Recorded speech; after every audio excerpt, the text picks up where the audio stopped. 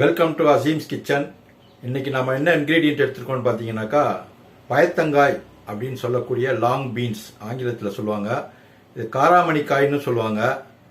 அந்த இன்கிரீடியன்ட் வச்சு தான் இன்னைக்கு ஒரு டிஷ் பண்ண போகிறோம். யூஸ்வலாக இதை வச்சு பொரியல் பண்ணுவாங்க, குழம்பு பண்ணுவாங்க. நாம் கொஞ்சம் வித்தியாசமாக கிரேவி டைப்பில், செமி கிரேவி டைப்பில் ஒரு மசாலா தொக்கு பண்ணலான்னு இருக்கோம். வீடியோக்குள்ளே போகிறதுக்கு முன்னாடி நம்ம சேனலை சப்ஸ்கிரைப் பண்ணாதவங்க சப்ஸ்கிரைப் பண்ணியிருக்கோங்க. பக்கத்தில் இருக்க பெல் ஐக்கானை ப்ரெஸ் பண்ணி விட்டுருங்க. வாங்க வீடியோக்குள்ளே போகலாம். இதுக்கு தேவையான பொருட்கள்: ஃப்ரெஷ்ஷான பைத்தங்காய் 250 கிராம் வாங்கி சின்ன சின்னதாக கட் பண்ணி வச்சுக்கோங்க. இந்த மாதிரி 2 வெங்காயம், 2 தக்காளி, 2 பச்சை மிளகா, அதுவும் இந்த மாதிரி சின்னதாக கட் பண்ணி வச்சுக்கோங்க. இஞ்சி பூண்டு பேஸ்ட்டு 2 டீஸ்பூன், மிளகாய்த்தூள் 2 டீஸ்பூன், மஞ்சள் தூள் 1 சிட்டிகை, எண்ணெய் 50 மில்லி, உப்பு தேவைக்கேற்ப. ஒரு பெரிய தக்காளி, ஒரு பெரிய வெங்காயத்தை மிக்சியில் போட்டு இந்த மாதிரி பேஸ்ட் மாதிரி அரைச்சி வச்சுக்கோங்க. ஒரு கடாய் வச்சுட்டு அடுப்பு பற்ற வச்சுக்கோங்க. கடாய் ஹீட் ஆனதுக்கப்புறம் 50 ml ஆயில் அதில் ஆட் பண்ணிக்கோங்க. ஆயில் ஹீட் ஆனதுக்கப்புறம் 2 வெங்காயம் வெட்டி வச்சுருக்கோம் இல்லையா, அதை ஆட் பண்ணி நல்லா ஃப்ரை பண்ணிக்கோங்க. வெங்காயம் நல்லா ஃப்ரை ஆகிற வரைக்கும் கொஞ்சம் கிளறி விட்டுட்டே இருங்க. நல்லா ஃப்ரை ஆனதுக்கப்புறம் இந்த மாதிரி ஃப்ரை ஆனதுக்கப்புறம் இது கூட இஞ்சி பூண்டு பேஸ்ட்டு 2 டீஸ்பூன் ஆட் பண்ணி இஞ்சி பூண்டு பேஸ்ட்டோட பச்சை ஸ்மெல்லு போகிற வரைக்கும் நல்லா மிக்ஸ் பண்ணி விட்ருங்க. நல்லா எண்ணெயில் ஃப்ரை பண்ணிவிடுங்க. அது பச்சை வாசனை போய் நல்லா ஒரு கமகமன்னு ஒரு வாசனை ஒன்று வரும். அப்படி வந்ததுக்கப்புறம் தக்காளி 2 தக்காளி, 2 பச்சை மிளகா கட் பண்ணி வச்சுருக்கத அது கூட ஆட் பண்ணி நல்லா மிக்ஸ் பண்ணி விட்டுருங்க. நல்லா தக்காளி நல்லா குழஞ்சி வேகிற வரைக்கும் வேக வச்சுருங்க. அது நல்லா பேஸ்ட் மாதிரி ஆகணும். இந்த மாதிரி குழஞ்சி வெந்ததுக்கப்புறம்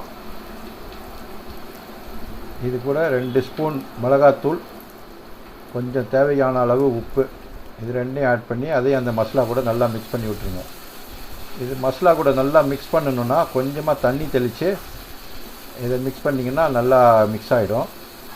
நிறையா தண்ணி ஊற்றாதீங்க, கொஞ்சமாக தண்ணி தெளித்து கொஞ்சம் அந்த மாதிரி தண்ணி தெளித்த மாதிரி விட்டு மிக்ஸ் பண்ணி விட்டிங்கனாக்கா அந்த மசாலா கூட நல்லா மிளகாத்தூள் உப்பெல்லாம் மிக்ஸ் ஆகிரும். ஈவனாக மிக்ஸ் ஆகிறதுக்காக போட்டுருக்கு. இது மாதிரி நல்லா மிக்ஸ் ஆனதுக்கப்புறம் நம்ம கட் பண்ணி வச்சுருக்கோம் இல்லையா, தீயை சிம் பண்ணிவிட்டு கட் பண்ணி வச்சுருக்க அந்த காயை இது கூட ஆட் பண்ணிவிடுங்க. அந்த மசாலாவும் அந்த காயும் நல்லா மிக்ஸ் ஆகிற மாதிரி பரட்டி விட்ருங்க. கீழேருந்து மேலே, மேலேருந்து கீழே அப்படி பரட்டி விட்டுட்டு இது கூட 1 சிட்டிகை மஞ்சள் தூள் ஆட் பண்ணிக்கோங்க. மஞ்சள் தூள் ஜாஸ்தி போடாதீங்க, கொஞ்சமாக போட்டால் போதும்.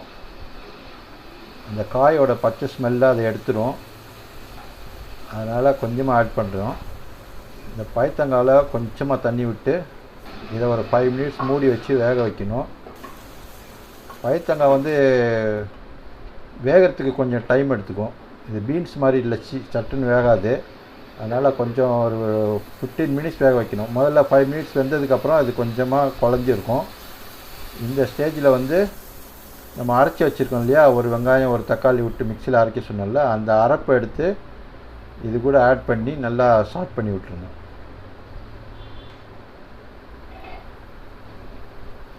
அந்த தக்காளி வெங்காயத்தை அரைச்சி வச்சுருக்கதை இது கூட ஆட் பண்ணி அதையும் நல்லா மிக்ஸ் பண்ணி விட்டுடுங்க. மிக்ஸ் பண்ணிவிட்டு கொஞ்சமாக தள்ளி தெளித்து இன்னும் ஒரு 5 to 10 மினிட்ஸ் வேக வச்சிங்கனாக்கா நல்லா மசிஞ்சு வந்துடும். இது ஏன் ஆட் பண்ணுறோன்னா நமக்கு கொஞ்சம் கிரேவி மாதிரி வரும். இது ரொம்ப கிரேவியாக வரக்கூடாது, அதனால் தண்ணி நான் ஊற்றாமல் வெறும் தக்காளி வெங்காயத்தை மட்டும் ஆட் பண்ணேன்.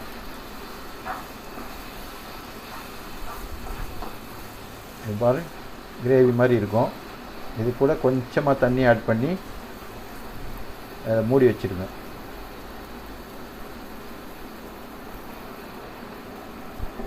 இதை அப்படியே வேக விட்டுட்டிங்கன்னா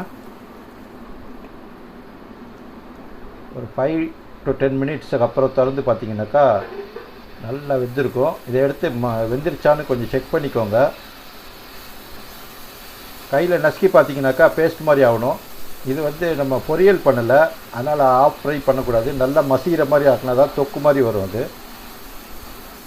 எடுத்து நசுக்கி பார்த்தீங்கன்னா ஃபுல்லாக நசுங்கிடணும். அது இந்த மாதிரி நசுங்கிடுச்சுனாக்கா நல்லா தொக்கு மாதிரி ஆயிரும். இது நல்லா வந்துருச்சு. ஸ்டவ் ஆஃப் பண்ணிவிட்டு நம்ம சர்விங் பவுலுக்கு மாற்றிடலாம். இந்த தொக்கை நீங்கள் வந்து சப்பாத்திக்கு சாப்பிட்லாம், பரோட்டாக்கு சாப்பிட்லாம், பூரிக்கு சாப்பிட்லாம், தோசைக்கு சாப்பிட்லாம். ரொம்ப டேஸ்டியாக இருக்கும். சரி, ட்ரை பண்ணுங்கள். சாப்பிட்டு பார்த்துட்டு எப்படி இருக்குன்னு கமெண்ட் பண்ணுங்கள். இந்த வீடியோ பிடிச்சிருந்துச்சுன்னா லைக் பண்ணுங்கள், ஷேர் பண்ணுங்கள், கமெண்ட் பண்ணுங்கள். மறக்காமல் கண்டிப்பாக சப்ஸ்கிரைப் பண்ணிக்கோங்க. பக்கத்தில் இருக்க பெல் ஐக்கானை ப்ரெஸ் பண்ணி விட்டுருங்க.